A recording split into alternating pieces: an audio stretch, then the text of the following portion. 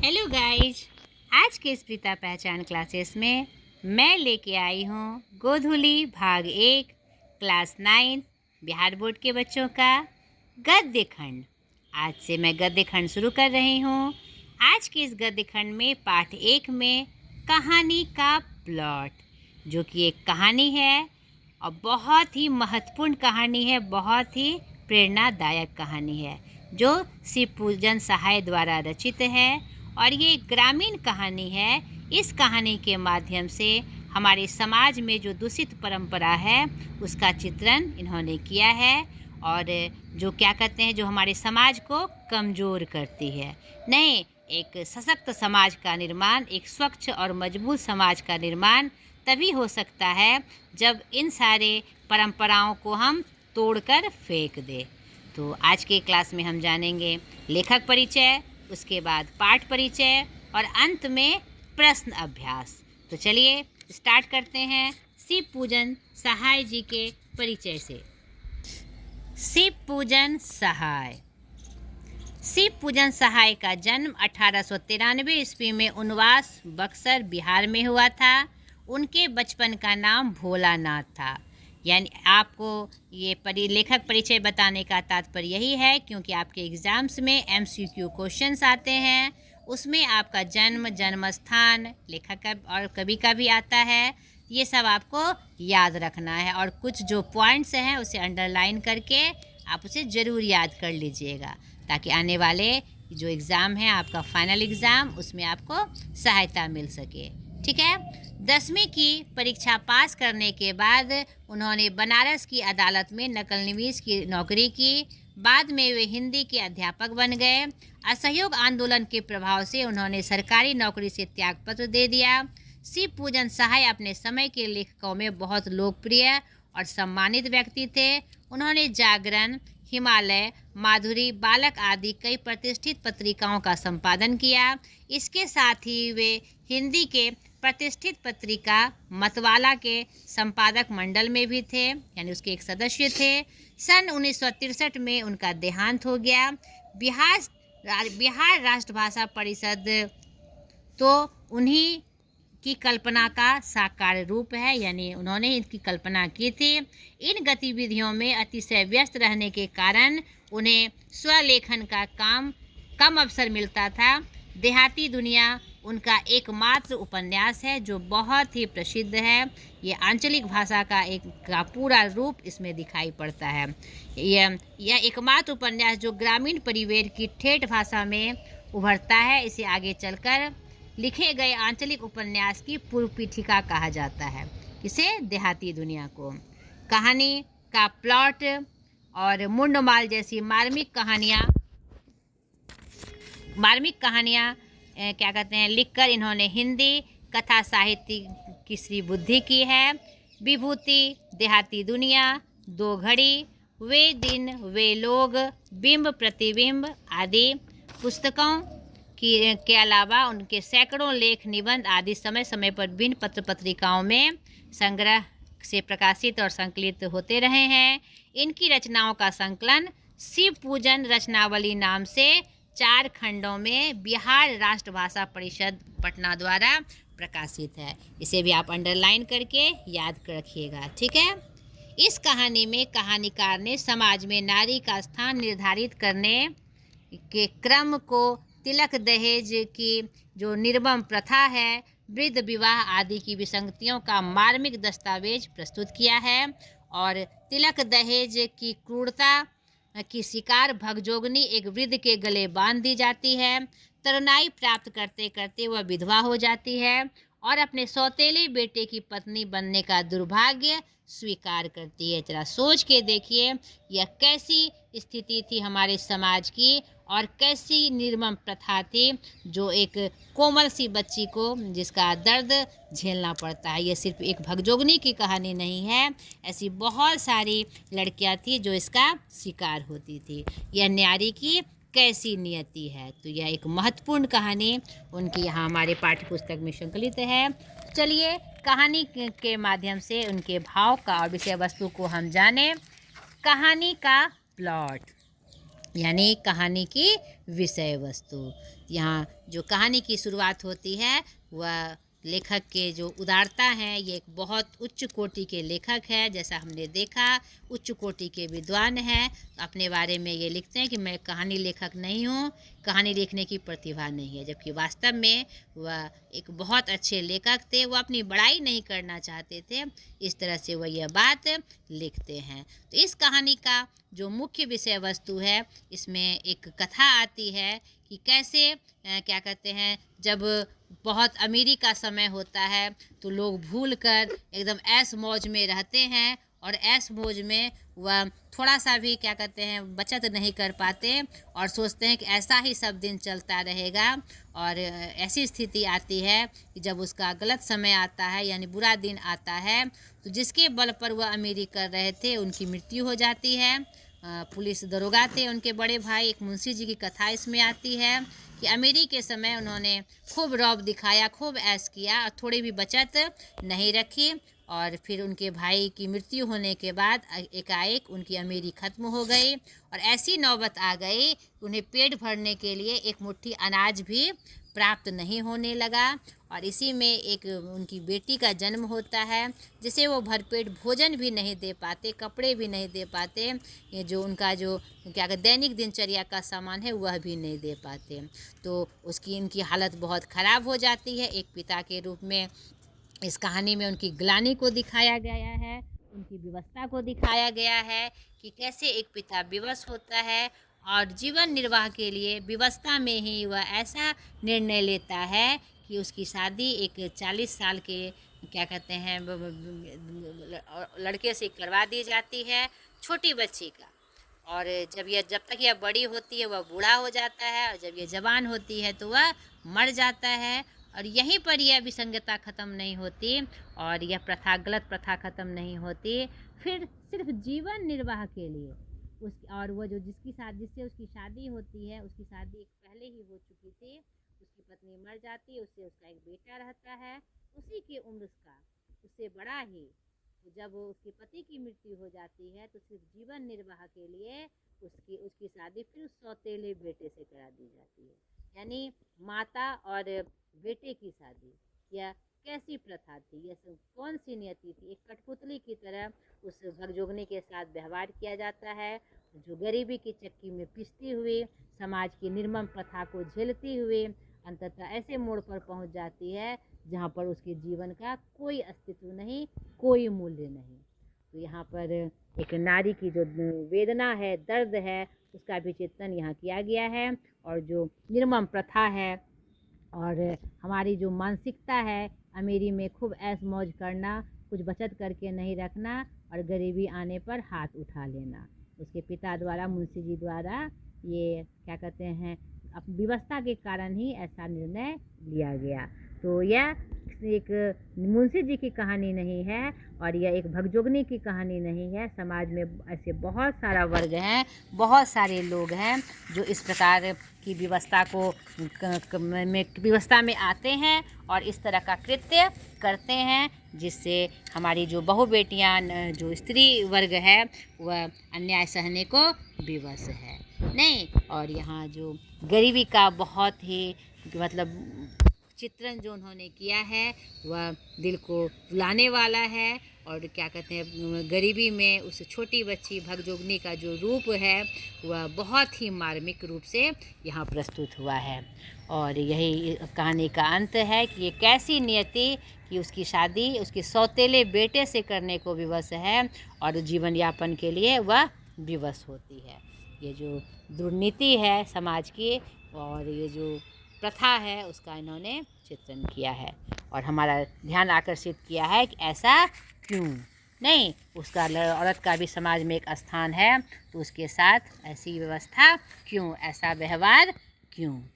ठीक है, इसी प्रसंग के साथ यह कहानी खत्म होती, यानी उसका कोई अस्तित्व नहीं है। यही कहानी का मेन सार है। तो सर्वप्रथम आप इस कहानी को अच्छे से पढ़ लीजिएगा ताकि इस कहानी की जो विषय वस्तु है, सारी बातें आपको पता चलेगी, सारे घटनाक्रम आपको पता चलेंगे। इसमें समझाने के लिए और कोई विशेष बात नहीं है। आपको इसकी विषय वस्तु की जानकारी के लिए आपको इस कहानी को अच्छे से पढ़ना होगा। तो सर्वप्रथम कहानी को अच्छे से पढ़ लीजिएगा। इनके पात्र का नाम अलग से लिख लीजिएगा और MCQ क्वेश्चन में क्या कहते हैं, सूर्य पूजन सहाय जी की जो कुछ मुख्य मुख्य बातें हैं उसको भी लिखकर याद कर लीजिएगा। ठीक है, अब चलिए मैं प्रश्न अभ्यास के माध्यम से आपको इशारा कर दूं कि इसमें और कौन सी कैसे आपको इस प्रश्न का आंसर करना है। अभ्यास। पाठ के साथ लेखक ने ऐसा क्यों कहा कि कहानी लिखने योग्य प्रतिभा भी मुझ में नहीं है, जबकि यह कहानी श्रेष्ठ कहानियों में से एक है। लेखक ने ऐसा इसलिए कहा क्योंकि ये जो एक बड़े लेखक होते हैं, उच्च कोटि के लेखक होते हैं, वो अपनी बड़ाई नहीं करवाना चाहते हैं। तो यह कहानी एक प्रसिद्ध कहानी, श्रेष्ठ कहानियों की श्रेणी में है। इन्होंने इनकी शुरुआत अपने को निम्न बताते हुए कही है कि मुझे में ये जो प्रसंग मतलब वो जो बताना चाह रहे हैं, जो कि बहुत ही मार्मिक और बहुत ही अंतर्व्यथा को बताने वाली है, तो वह अपने आप को कमतर बताते हुए इस कहानी का स्टार्ट करते हैं, शुरुआत करते हैं। नहीं, क्योंकि वो अपनी बड़ाई करवाना नहीं चाहते हैं, इसलिए वो इस प्रकार की बात को लिखते हैं। लेखक ने भगजोगनी नाम ही क्यों रखा? आप यहाँ पर जो भगजोगनी कहानी की मुख्य पात्रा है, जो सुनने में अजीब सा लगता है, नहीं, लेकिन लेखक ने भगजोगनी नाम इसलिए रखा क्योंकि ये जो विषय वस्तु है, एक देहात की अवस्था का वर्णन किया गया। देहात के का जो मतलब गांव में, देहात में, आंचलिक प्रदेशों में ये सब ज़्यादा देखने को मिलते हैं और ये नारी की व्यवस्था वहाँ ज़्यादा दिखाई पड़ती है। तो यह ग्रामीण कहानी होने के कारण ग्रामीण नाम से मिलता जुलता नाम भगजोगनी उन्होंने रखा। मुंशी जी के बड़े भाई क्या थे? कहानी में आप देखिएगा, मुंशी जी के बड़े भाई पुलिस दरोगा थे। दरोगा जी की तरक्की रुकने की वजह क्या थी? तो आप कहानी को जब पढ़िएगा तो देखिएगा, दरोगा जी की तरक्की रुकने की वजह उनकी घोड़ी थी।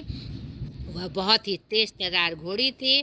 उसे अंग्रेज अफसर खरीदना चाहते थे, उच्च दाम में भी वह चाहते थे कि दरोगा जी उसे बेच दे, मगर उन्होंने घोड़ी को नहीं बेचा, इसीलिए उनकी कभी तरक्की नहीं हो पाई। तो दरोगा जी की तरक्की रुकने की यही वजह थी। मुंशी जी अपने बड़े भाई से कैसे उरीन हुए? मुंशी जी के भाई जब मृत्यु को प्राप्त हुए तो उनकी जो कि उनका सारा जो पैसा था वो ख़त्म हो गया। सारे पैसे जिस प्रकार रूप में आए थे उसी प्रकार से ख़त्म हो गए।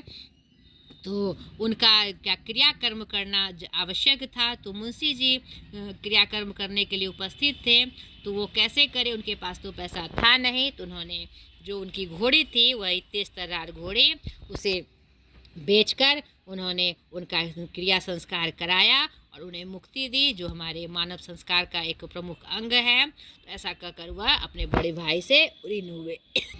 थानेदार की कमाई और फूस का तापना दोनों बराबर है, लेखक ने ऐसा क्यों कहा? यहाँ पर थानेदार की कमाई के ऊपर उन्होंने एक सांकेतिक अर्थ में व्यंग किया है कि थानेदार की कमाई ऊपरी कमाई बहुत होती है, नहीं, लेकिन यह बात भी हमारे समाज में एकदम स्थापित है कि जैसे उसकी ऊपरी ऊपरी कमाई होती है उसी प्रकार वह ख़त्म भी हो जाती है। जिस तरह से वह आती है और उसी प्रकार से वह ख़त्म हो जाती है। यानी टैक्स लेकर मतलब वो जो टैक्स वसूली करते हैं या चोरों को पकड़कर उसके बदले में जो धन लेते हैं या कोई भी अपराध के बदले में जो धन लेते हैं, तो उनको हमारे समाज में क्या माना जाता है? ऊपरी कमाई माना जाता है और वह कमाई जैसे आती है उसी रूप में ख़त्म हो जाती है। उसी प्रकार जैसे कि फूस से तापना, फूस का मतलब टाल का टाल आप जला दीजिए तो वह फूक से मतलब 2 से 10 मिनट, 4 से 5 मिनट में, मेरे थोड़ी ही देर में वह जलकर समाप्त हो जाती है और उसे आप अग्नि यानी ताप नहीं ले सकते हैं, तुरंत खत्म हो जाती है। बड़ा सा बड़ा टाल भी तुरंत जलकर समाप्त हो जाता है। तो उसी यही सांकेतिक अर्थ में यह बात कही गई है कि थानेदार की कमाई और फूस का तापना दोनों बराबर है। मेरी लेखनी में इतना जोर नहीं, लेखक ऐसा क्यों कहता है? यह प्रथम प्रश्न के अनुसार ही है। मेरी लेखनी में इतना जोर नहीं है, कभी लेखक इसलिए कहता है कि इतनी मार्मिक प्रसंग को मैं कैसे कहूँ या मैं समझ नहीं पा रहा हूँ। वो अपनी बड़ाई नहीं करना चाहते हैं, बहुत ही सुंदर तरीके से उन्होंने इस विषय वस्तु का वर्णन किया है, लेकिन जो उच्च कोटि के लेखक और रचनाकार होते हैं वो अपनी बड़ाई नहीं कराना चाहते, अपनी विशेषता बताना नहीं चाहते। इसी क्रम में वो अपनी यह बात कहते हैं। भगजोगनी का सौंदर्य क्यों नहीं खिल सका?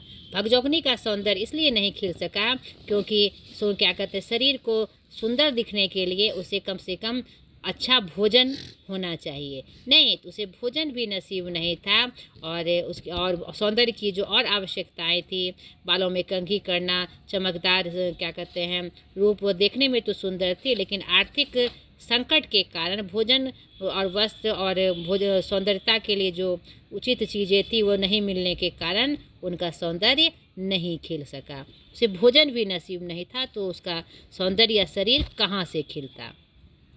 मुंशी जी गल फांसी लगाकर क्यों मरना चाहते थे?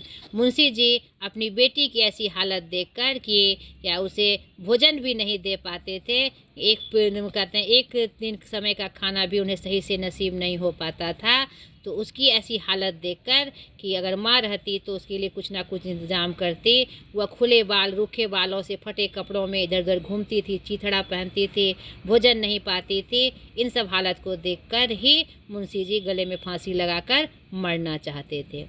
भगजोगनी का दूसरा वर्तमान नवयुवक पति उनका ही सौतेला बेटा है। यह घटना समाज की किस बुराई की ओर संकेत करती है और क्यों? भगजोगनी, आप कहानी के अंत में देखिएगा कि भगजोगनी का दूसरा वर्तमान नवयुवक पति उसका सौतेला बेटा है। यह समाज की बहुत ही निर्मम प्रथा को और बुराई को संकेत करता है कि नारी की ऐसी स्थिति कि जीवन निर्वाह के लिए उसके साथ कोई भी व्यवहार कर दो, किसी भी बंधन में बांध दो, यह भी नहीं देखा जाता कि उसकी स्थिति क्या है, उसकी मानसिकता क्या है, किस तरफ हम उसे बंधन में बांध रहे हैं, किस रूप में बांध रहे हैं, इस पर भी ध्यान नहीं देना। यह एक नारी के लिए बहुत ही गलत नियति है और क्या कहते हैं, ये बहुत ही दुर्व्यवहार के रूप में हमारे सामने प्रस्तुत होती है। इस कहानी का सारांश अपने शब्दों में लिखे। तो ये कहानी एक सारांश के रूप में शॉर्ट में आपको लिख लेनी है। पूरी कहानी को पढ़कर इसकी जो मेन विषय वस्तु है उसका वर्णन आपको लिख लेना है। आशय स्पष्ट करें। इस तरह का जब प्रश्न आता है तो हम क्या करते हैं, पहले पाठ का परिचय देते हैं, फिर लेखक का परिचय देते हैं और अंत में कहानी का मुख्य भाव या पाठ का मुख्य भाव बताते हुए पंक्ति के साथ संदर्भ प्रस्तुत करते हैं। तो क नंबर, जो जीव एक दिन बटेरों का शोरबा सुरखती थी वह एक सरा कर मटर का सत्तू सपोटने लगी। चुपड़ी चपातियाँ चबाने वाले दांत अब चंद्र चने चबाकर दिन गुजारने लगे। प्रस्तुत पंक्ति हमारी पाठ्य पुस्तक कहानी के प्लॉट कहानी से ली गई है, जिसके लेखक शिवपूजन सहाय जी हैं। इस कहानी में क्या कहते हैं, एक जो कथा प्रसंग है उसमें एक अमीरी का समय और गरीबी का समय का वर्णन किया गया है। इस कहानी के जो मुख्य पात्र हैं मुंशी जी, उनके भाई पुलिस दरोगा थे। तो जब वह दरोगा के पद पर थे तो उन्हें बहुत ऐसो आराम था, सुख था।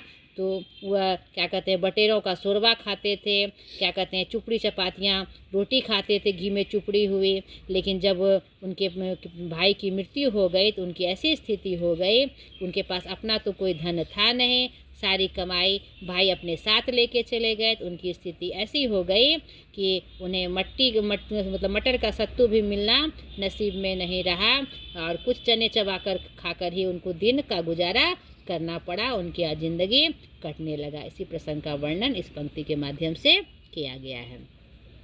सचमुच अमीरी की कब्र पर पनपी हुई गरीबी बड़ी जहरीली होती है।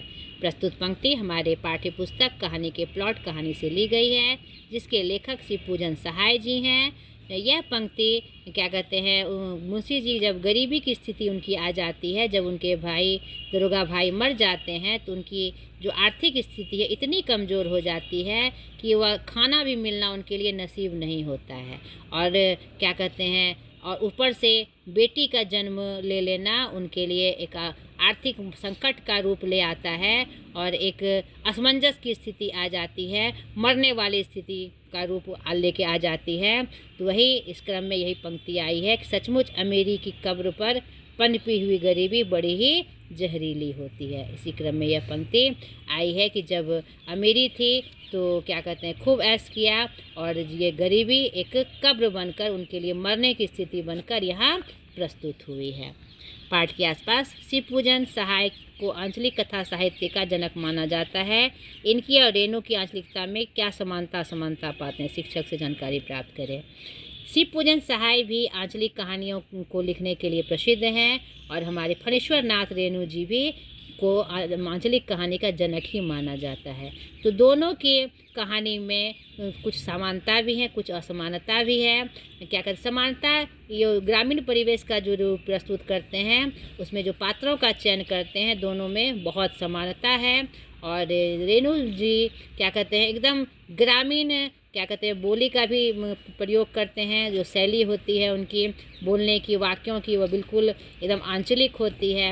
यहाँ क्या कहते हैं, शिव पूजन सहाय की बोली में थोड़ा सा यहाँ पर अच्छा रूप दिखाई पड़ता है। तो कुछ कुछ इसमें समानता है, कुछ कुछ असमानता दिखाई पड़ती है। लेखक द्वारा कहानी में मुंशी जी के सुख दुख के दिनों का शब्द चित्र प्रस्तुत किया गया। इसी तरह के आसपास के पात्रों का अपने भाषा में शब्द चित्र प्रस्तुत करिए। आपको एक्टिविटीज़ के लिए कहा गया है कि ऐसे आसपास इनके जैसा कोई व्यक्ति है तो आप उनका परिचय प्राप्त करें। ठीक है।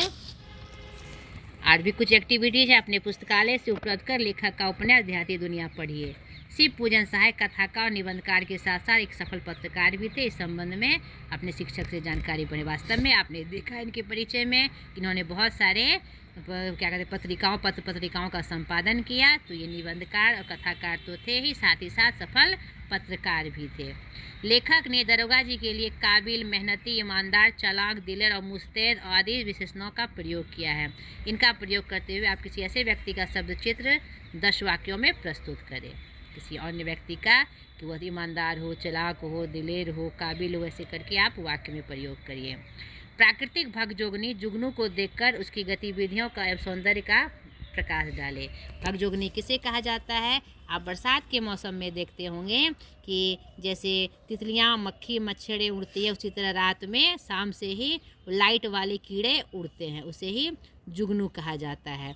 तो वो जुगनू जब उड़ता है रात के अंधेरे में तो लगता है कि छोटे छोटे लाइट्स जल रहे हैं, जो कि बहुत ही सुंदर लगते हैं। तो उसी का वर्णन आपको करने के लिए कहा गया है। इस पाठ में दुष्यंत और शकुंतला का नाम आया है।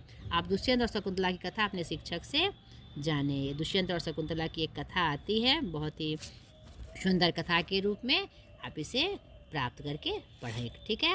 भाषा की बात, यहाँ पर कुछ व्याकरण पोर्शन में कुछ बातें आई हैं, वो हम देख लें।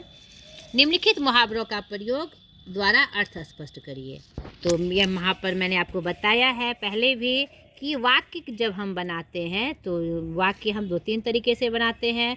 लिंग निर्णय करते हुए, परिचय देते हुए, या मुहावरों का। तो मुहावरों से जब हम वाक्य बनाते हैं तो जो मुहावरा दिया रहता है उसी से बनाते हैं, लेकिन अर्थ स्पष्ट करते हुए। जैसे बारूद की पुड़िया होना, नहीं बहुत तेज होना, नहीं, इसका अर्थ क्या है? बहुत तेज होना। लेकिन हमको वाक्य क्या बनाना है? बारूद की पुड़िया से ही बनाना है, बहुत तेज होना से नहीं बनाना है। लेकिन अर्थ क्या होगा? बहुत तेज होना। नहीं, गुड़िया अपने घर में एकदम बारूद की पुड़िया है। क्या बनाया मैंने? बहुत तेज है। निबुआ नोन चटाना, धोखा देना। ठीक है। तो मुंशी जी ने अंग्रेजों को निबुआ नोन चटा दिया। घी के दिए जलाना, खुशियाँ मनाना। तो खुशियाँ मनाना का नहीं बनाना है, घी के दिए जलाना बनाना है। नहीं, तो घी के दिए कब हम जलाते हैं? जब कुछ अच्छा होता है हमारे साथ। सुधाकर को नौकरी मिलने पर उसकी माँ ने घी के दिए जलाए, यानी खुशियाँ बांटी। सुबह का चिराग होना, यानी सुबह का चिराग होना मतलब मर जाना। सुबह का चिराग हो गया, वह सुबह का चिराग हो गया यानी मर गया। 5 उंगलियां घी में, ठीक है। 5 उंगलियां घी में होने का मतलब बहुत तरक्की करना। नहीं, क्या कहते हैं, कुछ भी दे दीजिए और उद्योग लगाने पर उनकी 5 उंगलियां घी में है। कोढ़ में खाज होना, यानी दुख में और दुख का होना। नहीं, एक तो उसका बेटा बीमार था, ऊपर से बेटी के गिर जाने से कोढ़ में खाज हो गया। कलेजा कांपना, डर जाना, बहुत मतलब ऐसी स्थिति आना जिससे रूह कांप उठे। ठीक है। तो सांप को देखकर उसका कलेजा कांप गया। बाट जोहना, इंतजार करना, वह अपने बेटे का बाट जोह रही है। दांत दिखाना, यानी हंसी उड़ाना। नहीं, वह बिना वजह ही दांत दिखाते रहता है, यानी हंसते रहता है। छाती पर पत्थर रखना, दुख में संतोष करना। इतने संकट आने पर भी उसने अपने छाती पर पत्थर रख लिया, संतोष कर लिया। टन बोल जाना यानी मर जाना है। वो आज सुबह ही टन बोल गया। कलेजा टूक टूक हो जाना यानी कलेजा टुकड़े टुकड़े हो जाना, दुख से कलेजा टुकड़े टुकड़े हो जाना। नहीं, असामयिक मृत्यु से क्या किसी का नाम लेके असामयिक मृत्यु से उसका कलेजा टूक टूक हो गया। अपने पिता की असामयिक मृत्यु से उसका कलेजा टूक टूक हो गया। दूसरा, बुढ़ापे की लाठी और जितनी मुंह उतनी बातें मुहावरों का वाक्य प्रयोग द्वारा अर्थ स्पष्ट करे। सेम बात है। राम अपने माँ की बुढ़ापे की लाठी है यानी एक मात्र सहारा है। जितनी मुंह उतनी बातें यानी एक बात पर मतलब असामान्य मत है। तो आग लगने पर जितनी मुंह उतनी बातें हो रही थी यानी जितने लोग थे असामान्य तर्क की बातें हो रही थी। निम्नलिखित शब्दों के विलोम रूप लिखे। विलोम मतलब उल्टा। साधारण असाधारण, अमीरी गरीबी, कृत्रिम प्राकृतिक, सुंदर असुंदर या कुरूप, कर्कश कोमल, संतोष असंतोष। निम्नलिखित शब्दों के पर्याय लिखिए लेकिन उसी का दूसरा नाम। घोड़ा वाजी, चिड़िया खग या पक्षी, घर गृह भवन, फूल पुष्प, तीर बाण। ठीक है। भाषा और इमारत शब्दों के वचन बदले। इस प्रकार का जब प्रश्न आता है, वचन मतलब क्या होता है, एक यानी कि जो संख्या बताए, नहीं कि एक में है कि अनेक में है। वचन हिंदी में कितने होते हैं? 2 होते हैं, एक वचन और बहुवचन। तो इस प्रकार का जब प्रश्न आए तो एक वचन में अगर रहे तो उसे बहुवचन में कर देना है और बहुवचन में रहे तो एक वचन में कर देना है। तो भाषा एक वचन में है, उसका बहुवचन रूप क्या होगा? भाषाएं। इमारत एक वचन में है, इमारतें। ठीक है। और यही अगर बहुवचन में रहता है तो आपको एक वचन में करना होता है। यह आपका व्याकरण पोर्शन भी यहीं समाप्त हुआ। ढेर सारी शुभकामनाओं के साथ अगले वीडियो में फिर मैं एक नए पाठ के साथ हाजिर हो जाऊंगी। आज तक के लिए इतना ही। बाय।